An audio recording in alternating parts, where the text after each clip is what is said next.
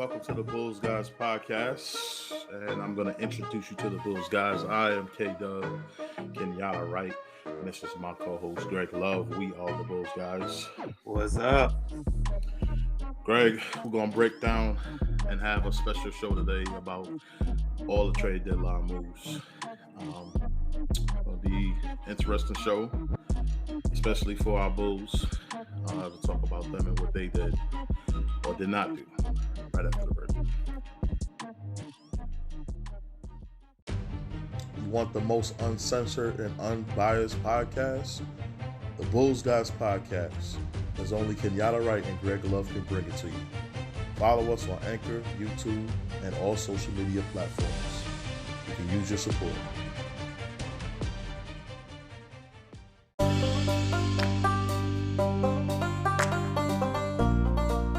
You're listening to the Bulls Guys podcast, where we talk about your Chicago Bulls and give an unbiased take. Thank you for listening, and like and subscribe. So back on the Bulls Guys podcast, and Greg, 3 o'clock p.m. East Coast time was the end of the trade deadline today. And as Bulls fans stood by their computers, their iPhones, their Android phones, whatever electronic device they use to keep up with the trades, awaiting if the Bulls would make a move for a power forward or any move for that matter. A lot of names that were tossed out there, like Schroeder from Boston, and other names that were thrown out there connected to the Bulls. Marvin Bagley from the Sacramento Kings, and a host of other names. But the bottom line is, Greg, when the chips fell and when the time elapsed, the Bulls didn't make any moves today. The Bulls decided to stand pat with what they have. Or they might just go for the buyout market tomorrow night, Greg. I didn't know what to make of nothing happening. I don't know. I'm not in the office with Arturis and Mark Eversley to know what's exactly happening. They might have called people and tried, to do what they were supposed to do, but it didn't happen. But there were other moves that did happen. James Harden for Ben Simmons.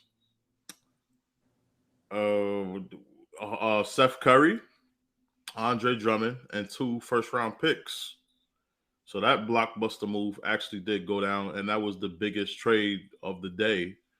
Kristaps Porzingis went to the Washington Wizards for Spencer Dinwiddie and other moves. And there were plenty of other moves, but we're basically here to discuss mainly the Bulls moves, and we'll get into the other deals pretty much later, Greg. But what did you think about the Bulls standing pat, not doing anything, not going after any power forward? There was a lot of other power forwards like Montrezl Harrell that went to the Hornets that were available, and they didn't give up much for him.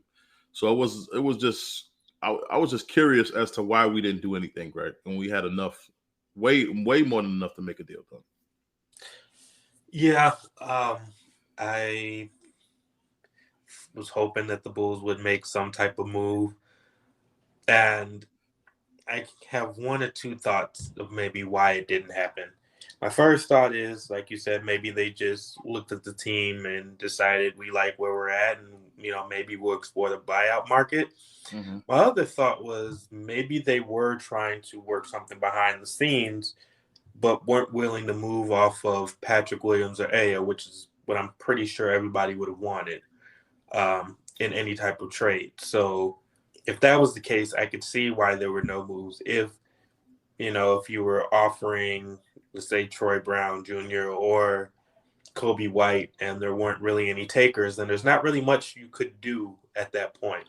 Mm-hmm. So I guess the Bulls will have to explore the buyout market. I did read that they have interest in Goran Dragic, which I'm kind of curious about with the slew of guards that they already have on the roster, where he would fit in.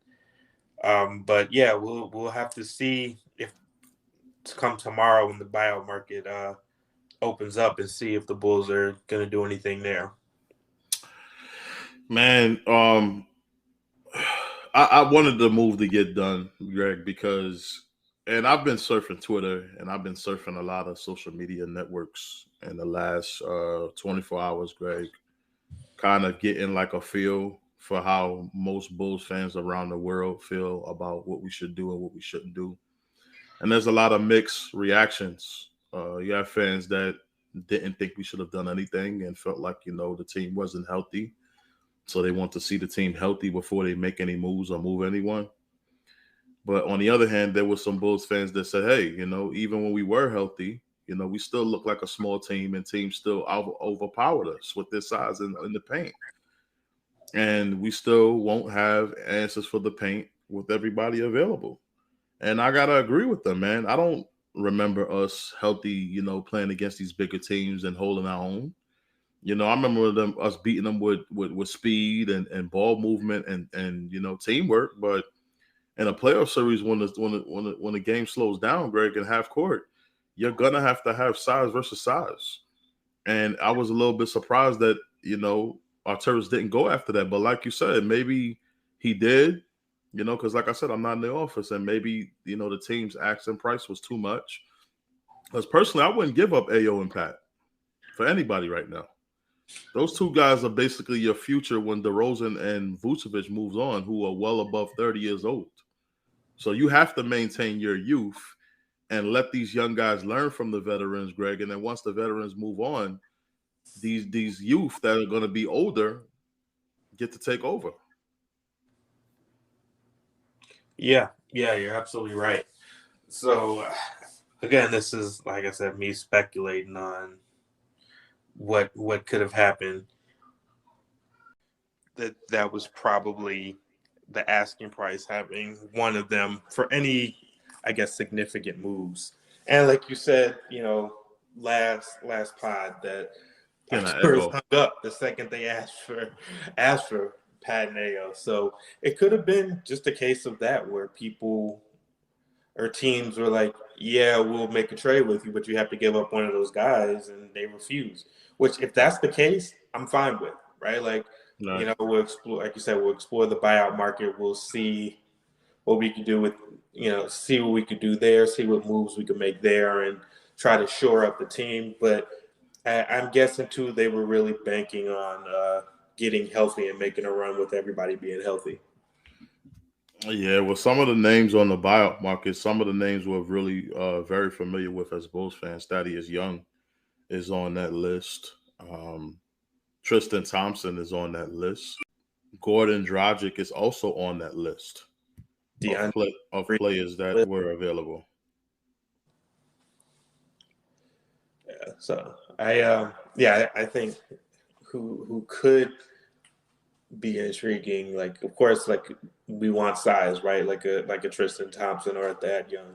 But I think DeAndre Bembry could be somebody that could be interesting for the Bulls in a case of kind of playing him the way that you played Javante, right? Like a smaller side. Like, if you have to continue doing this small ball thing, he is more of a perimeter defender, more of a 3-and-D guy. Not necessarily super proficient at the three, but a 3-and-D type wing who is going to defend. So I do think that is something that the Bulls, maybe they want to explore, possibly to get another wing defender if they wanted to do that. But we'll see how it goes, really, because with the trade deadline, I feel like the East has it's gotten shaken up, right? Like, with Milwaukee making moves for Serge Ibaka, with the Sixers and Nets making that swap, right? Like, the road has become a little bit tougher, especially with the Bulls not doing anything, at least at this point. Well, there's a couple other names on here. They have Robin Lopez on the list. I wouldn't mind getting him 8 points, 3 rebounds a game. Robin Lopez at center. I wouldn't mind putting him at center and putting Vooch at power forward. Then you have Derek Favors, averaging 5 and 4. Derek Favors a guy that I've always been interested in ever since he's gotten the league and he played in Utah. I never got why he never, developed into something really special because I did always see something special in him. But he's somebody that I would like to add some size. But but when I think about size, adding size to this team, Greg, I'm talking about girth. I'm Mm. talking about an alpha male that's gonna make the defense say, I'm not going in there right now. This guy gonna put me on my ass. I'm talking about somebody like that. Like we need an enforcer. We need somebody that's gonna rebound. We need somebody that's gonna do the dirty work. Yeah. And I don't know who that's gonna be. But I tell you what, if I was to go with anybody on this list, the closest player to that I can see on this list is Tristan Thompson. Yeah. That I think would give you that grit, that anger. Tristan Thompson kind of plays angry to me, Greg. He plays angry. He fights in there. He fights for rebounds. I watched a couple games with him in Sacramento. He's still at that effort guy that gives you that effort on the box. He's not going to give you the flashy numbers like 15 points and 11 rebounds, nothing like that. But he's rugged, and he's going to fight. And those are the type of guys I need. He played with LeBron James. He won a title before. I guess you could consider him another veteran in the locker room for our young guys, since he's been there and done that. So I wouldn't mind having somebody like him on the team. But if we do add him, it's just other things that we also need, like a perimeter defender. Dragic would actually help in that area, defending shooters on the perimeter. So if we did happen to get him, but our first priority should be a big man. But I wouldn't mind adding Goran Dragic to the team to buy him off the buyoff market. And then, it's going to be a while before Alonzo gets back, right? Yeah. So I would rather Kobe White come off the bench and no, Kobe White start with the starters and Ayo come off the bench and add that spark to a bench that seems they can't develop points. Maybe if you got a point guard like Ayo pushing the break and finding guys, maybe that'll spark our bench and our bench can, produce at a better level offensively. And then you bring in Gordon Dragic. If you bring in Gordon Dragic, then you can put Kobe back on the bench and Kobe can bring that 25 off the bench with Ayo. But if you want a veteran starting point guard, a floor general, yeah, Gordon Dragic will be my man until Lonzo gets back. Yeah, see that was my only kind of hesitation with Dragic is when we get back healthy, then where does he fit in the rotation? Like today, yes, he fits, right? Like, and you give Lonzo that extra time to work himself in, and then it's like, okay, no rush, right? Mhm. But like I said, like I'm thinking come playoff time, when rotations get shorter, like how do you really, really fit him in? If you're presumably you're going to start Lonzo, Zach, DeRozan, if you get a power forward or whoever, however you're gonna do that, Vooch and whoever you're gonna throw in there, right? Like, and then coming off the bench, you have Kobe, you have Ayo, you also have Caruso, who will be coming back eventually. So I'm just like, where does he fit in that type of rotation? Like, not that you can't play him, but are you going to be able to play him to the minutes that he'll be satisfied with? And not that he's got this reputation as somebody who rocks the boat or anything like that. Mhm. But I mean, he was clearly unhappy in being traded to Toronto and just wanted no parts of that. So, I mean, how does he fit? Well, I guess not even long term, but later on in the season when everybody's healthy. That's my only question. Not that Billy Donovan can't figure it out, but I'm just curious to see how that would work. Well, I'm taking the position, Greg. I'm going to let the future take care of the future. But for right now, the Bulls have to find people that can produce for them because unlike a lot of Bulls fans and unlike a lot of analysts and unlike Arturis, definitely, I don't think this team can hold up until these guys come back. You understand? Like, I don't even think we can put together a 5-game winning streak the way we're playing right now. And it's not because of our main guys, it's because of the bench. The Malcolm Hills and the McKinneys, these guys are not coming in and doing what they were signed to do, and I'm disappointed in what I've been seeing from these guys the past few games. Troy Brown Jr. just stepped up last night and gave us some good minutes. He had 8, 4, and 4. If I'm not mistaken, that was Javante or Troy Brown. But nonetheless, Troy Brown provided some key plays yesterday. But before then, Greg, he wasn't really showing me anything. So I would ship him out with Bradley and those two guys. Because we have a lot of dead weight on our bench, and we're not gonna win against good teams with this kind of productivity coming off our bench. It's just plain and simple. We're not. We're gonna hope for it, but let's be honest. Yeah, no, I agree with you. We do need to get more out of the bench. I'm just, yeah, I just feel like realistically though, like, I mean, we're gonna make the playoffs. Like, I feel like even if we ended up, in getting healthy, we end up dropping and having to go to a play-in or whatever, right? Like, of course, that's worst case scenario, right? But even if that does happen, like, we're making the playoffs. Like, I don't see that as an issue. I'm just looking at health-wise how everything is going. Well, how everything's going to fit going forward. Like, in whatever pieces you hopefully add, right? Like, because we're still hoping that AK and Eversley do add some size and do add some pieces to kind of shore things up. Yes, it's going to help in the short term, definitely. I'm not arguing that fact at all. I'm just, like I said, I'm just kind of worried about for a team that, as we talked about in the Slam article last night, that has championship aspirations. I like how are we going to look when it comes to the playoffs? If that is our goal, right? Like, how are we going to go out there and put our best team out there that has the best flow? If we kind of have these moving pieces of like, okay, yeah, in March you were playing 25 to 30 minutes, and now, come April, May, and June, we make it that far. Now you're playing maybe 10, right? Like I my don't. getting Matt Thomas minutes, and then how is that going to work? I don't think that's going to be much of a problem when you got veterans like Alex Caruso, who played in LA, is a veteran and has been in this league for a while, and you got Lonzo Ball. Like, these guys are vets. They know how to transition themselves, and they know how to jump back in and pick up where they left off.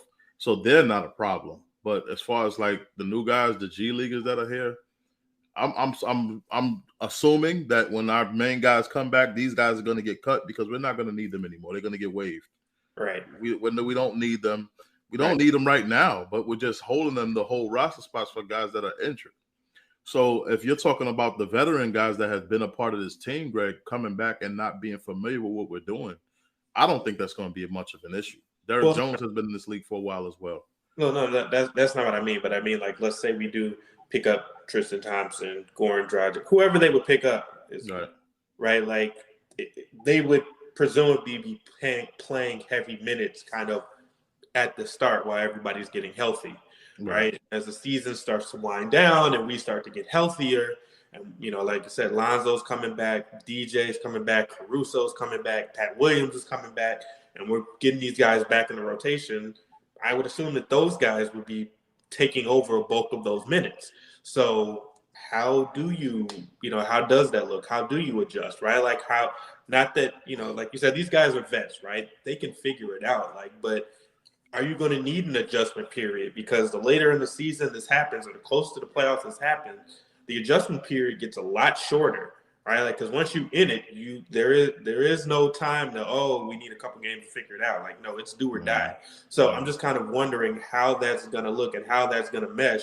And of course, the Bulls are interested in another guard. Like, we don't have 15 guards on the roster already, right? Like, and this has nothing to do with Dragic, right? Like, I think he'd be a great pickup, right? Like, his experience, his leadership, like, I think he'd be a great asset, right? Like, I'm just looking at a very guard heavy team.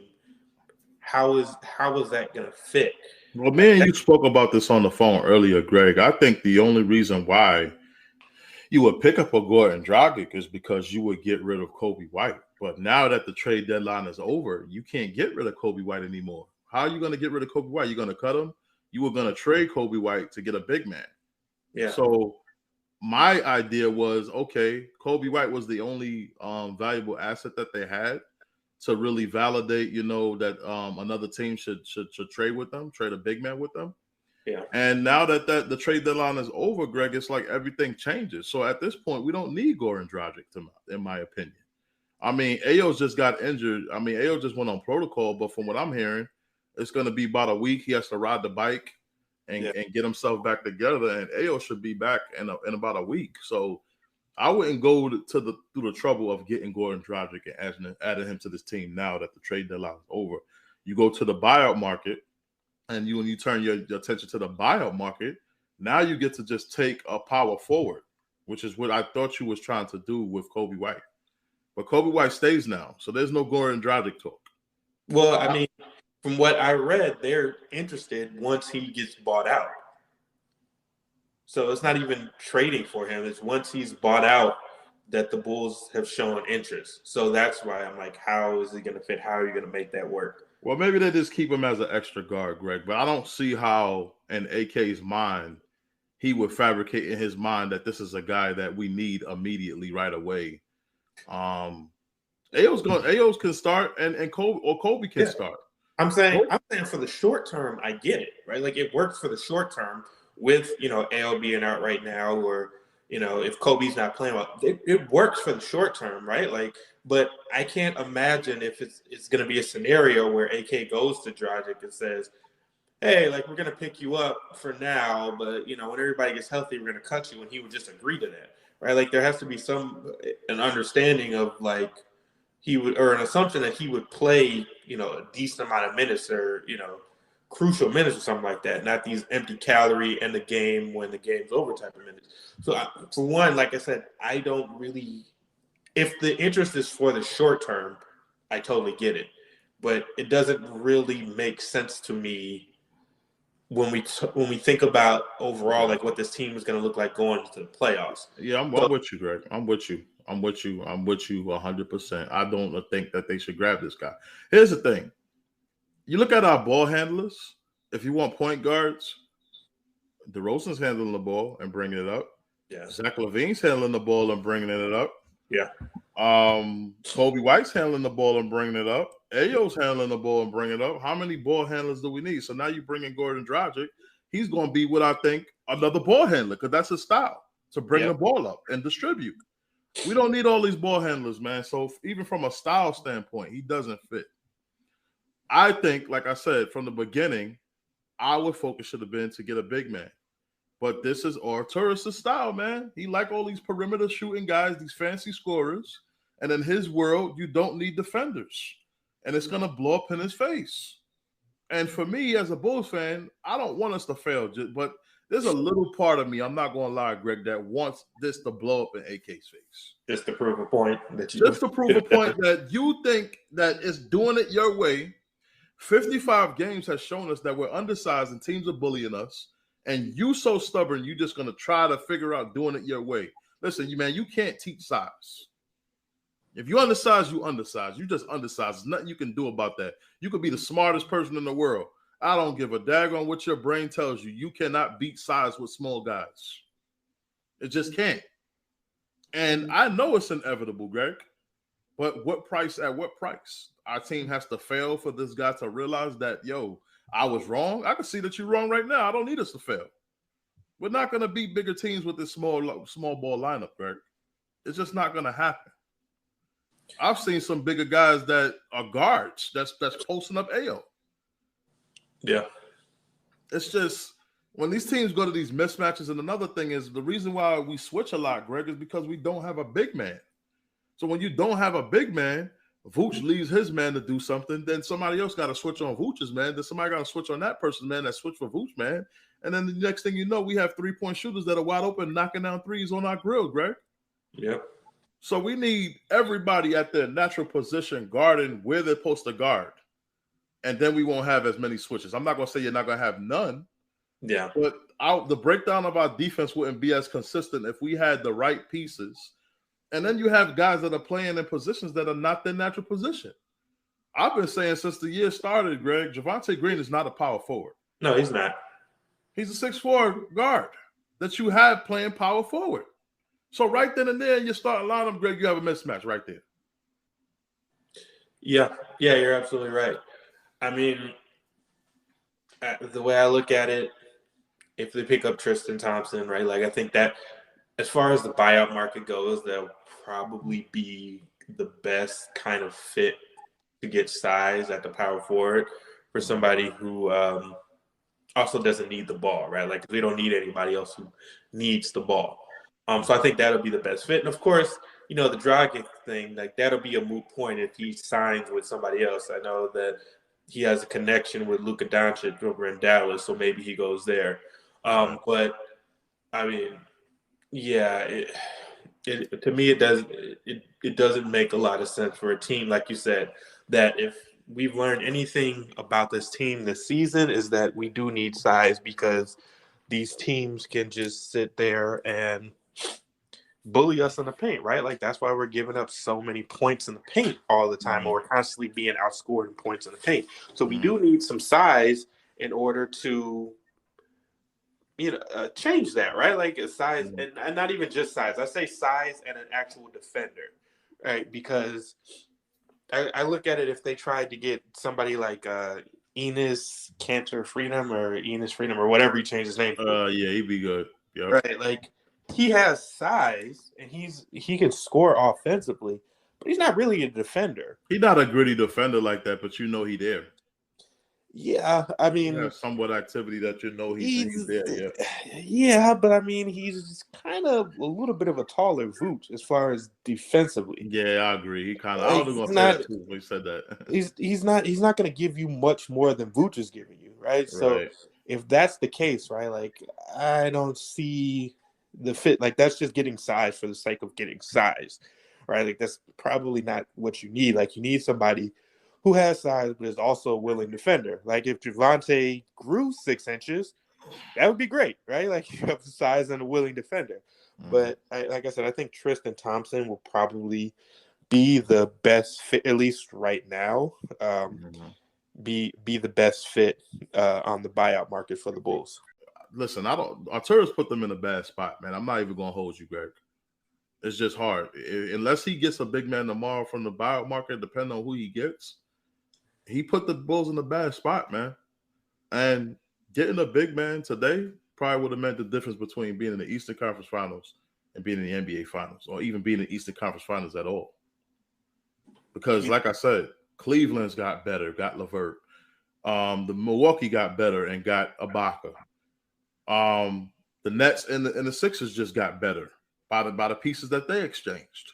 Now you have Embiid combined with James Harden. So you have to respect James Harden on the perimeter. You have to respect Embiid in the post, and Embiid can shoot. It's just that dynamic right there is just going to make them hard to deal with. Then when you switch over to Brooklyn, Ben Simmons gives the Nets starting lineup some defense, some perimeter defense, some size. And then he gives them a point guard that can get down the floor that's not caring about scoring like James was, to distribute to Kyrie and Durant, which I figured was part of the problem. They had too many scorers. Now you bring it down to 2 guys, and you have one main guy that's just the utility belt just to get everybody else involved and get the rhythm of the offense going, and he can defend, and he has size. Then you add Steph Curry to that. Then you add Andre Drummond to fix their size issue. Yeah. That was another team that was small, Greg, and look what they did. They went out and got Andre Drummond. Problem solved. They're not small anymore. Yeah. And I think it's going to play a big factor that they have Andre Drummond. Yeah, especially like I said, he gives them an anchor in the middle of the defense. Like, another guy who doesn't need the ball, like your job, right? Like you block shots, you get rebounds, you make it, you make it hard on teams to drive to the hole. That's it. That's all you really need to do. And the rest of the guys will take care of the rest, right? Like I think, like you said, these trades made the other teams in the East better because they were willing to identify their flaws and try to make up for it. Where it seems like the Bulls, at least right now, I'm guessing they're aware of their flaws. I'm hoping they're aware of their flaws and just decided, we're only flawed because we're not healthy. All right, so hopefully something changes soon.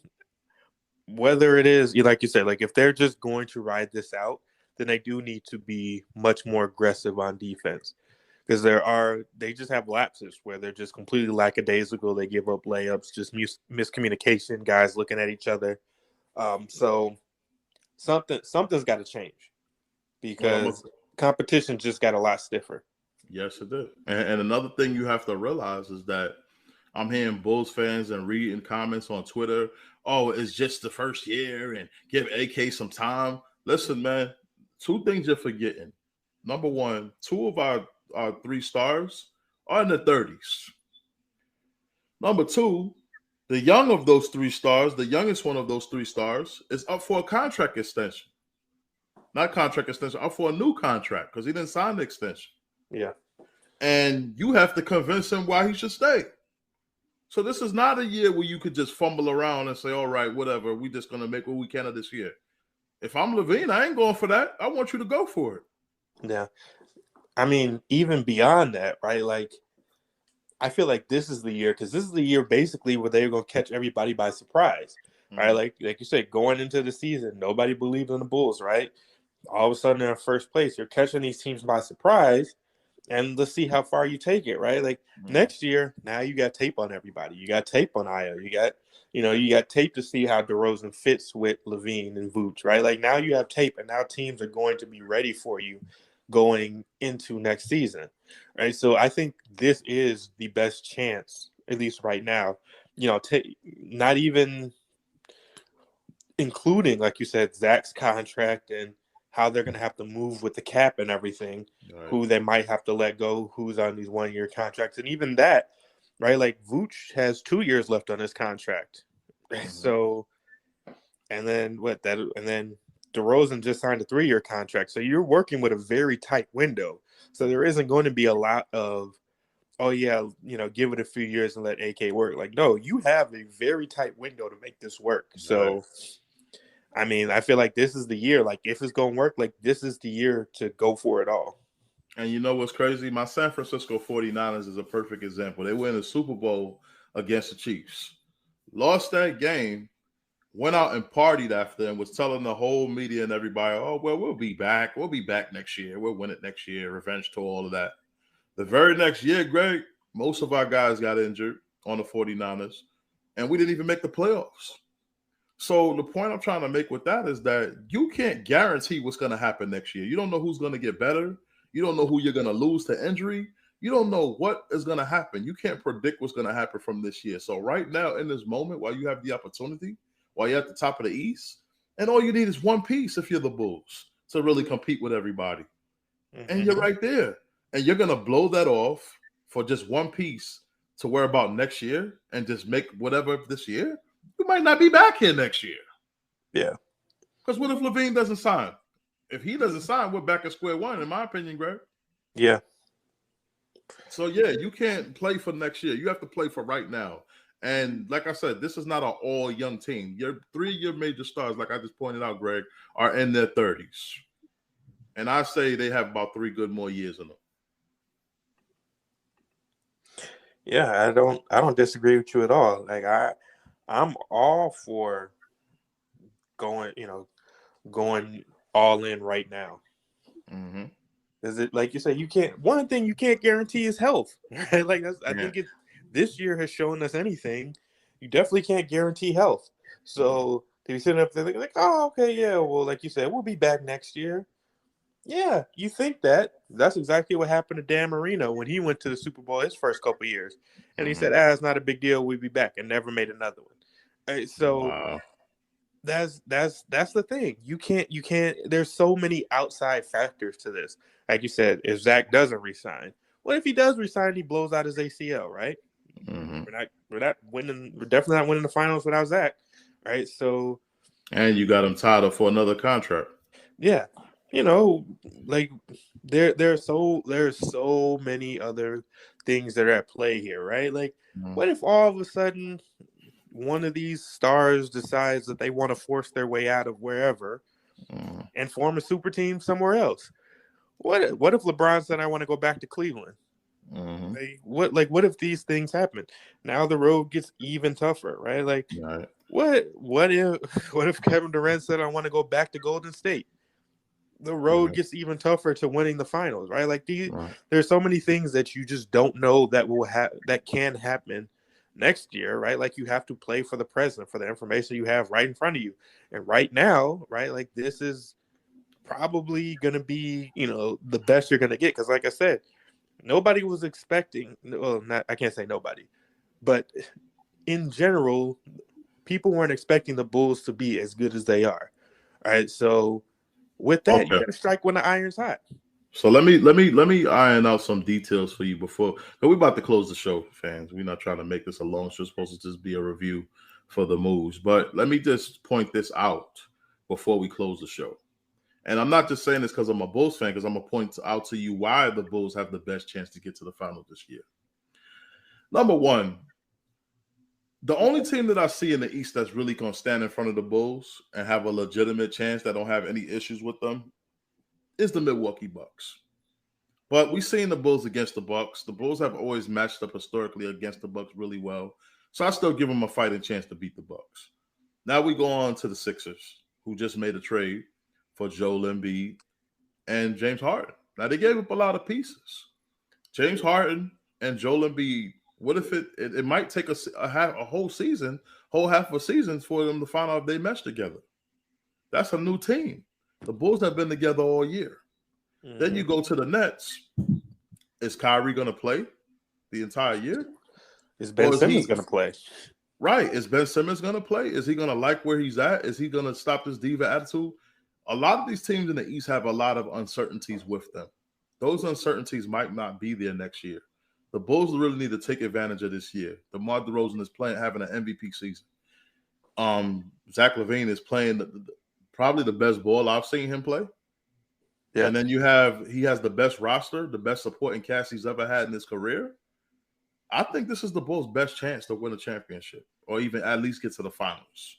Because beating the teams in the West, I'm not going to lie, it's going to be kind of tough to beat those teams in the West. But getting to the finals, I think this Bulls team, if they had a big man and they had everything that they needed and they were completely healthy with Caruso, Pat, everybody on the team, I think this team on paper is deep enough to make a finals run. And they have the chemistry and they have the teamwork. We don't know if that's going to work in Brooklyn between Ben Simmons, Kyrie, and Durant. We don't know if Harden and Embiid is going to work.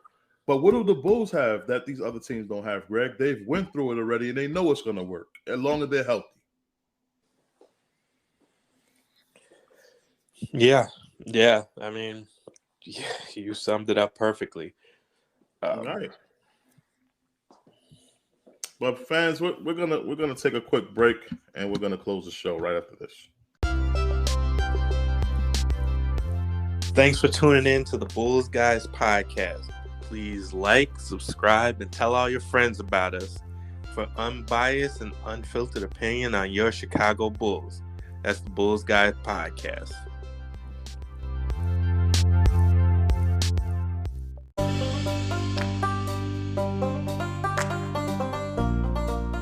You're listening to the Bulls Guys podcast, where we talk about your Chicago Bulls and give an unbiased take. Thank you for listening, and like and subscribe. You want the most uncensored and unbiased podcast? The Bulls Guys podcast. As only Kenyatta and Greg Love can bring it to you. Follow us on Anchor, YouTube, and all social media platforms. You can use your support. All right, Greg. So another one in the books, man. Another Bulls Guys podcast show in the books for Chicago Bulls fans and fans around the world that like to listen to us. It was a big trade deadline, a lot of moves, and the Bulls didn't make any, but they still have a shot tomorrow, Greg, to get in the buyout market. Yeah. I mean, it was disappointing that they didn't make any moves, especially some of these smaller moves that we've seen teams make, like a guy I brought up before, and Jalen Smith got moved from the Suns. And, like you said, Montrezl Harrell gets moved. Like, players like that where it's like, they probably should have been on the Bulls' radar. So it's kind of disappointing. But at the same time, hopefully they dive into the buyout market, get us some size, and, forge ahead with the season and, try to make a run at the championship, right? But, fans too, tell us what you think. Who do you think the Bulls should go after? Yeah, and I'll take advantage of our email And send us comments, man. I want to read some of you guys' letters. We can add a feature to the show, where we air out fans' questions, right on the show, and we'll answer them right live on the show. Call your name out, if you want us to. Let's get some of them questions into our email, talkingbulls@gmail.com. And also follow us on Twitter at talkingbulls82. Follow us on all social media platforms like Spotify, Anchor. We're all over. We're worldwide. And support us, like and subscribe, please, and grow the channel. It helps us to continue, bringing you great content and keep growing as a podcast. And we're getting the hang of this thing. We're still a new podcast, but we're doing our thing. We're trying to, push this podcast to be something special. Yeah, man. So thank you for hanging in there with us. I know we say this practically at the end of every podcast, but we really mean it, man. Thank you for coming out and listening to us every show, supporting us, subscribing to us, and again, like I'm saying, go ahead and share us, tell your friends, tell your family, screaming from the mountaintops, tell whoever you got to tell. Just subscribe to the Bulls Guide podcast. All right, good night, Chicago. Go Bulls. Go Bulls.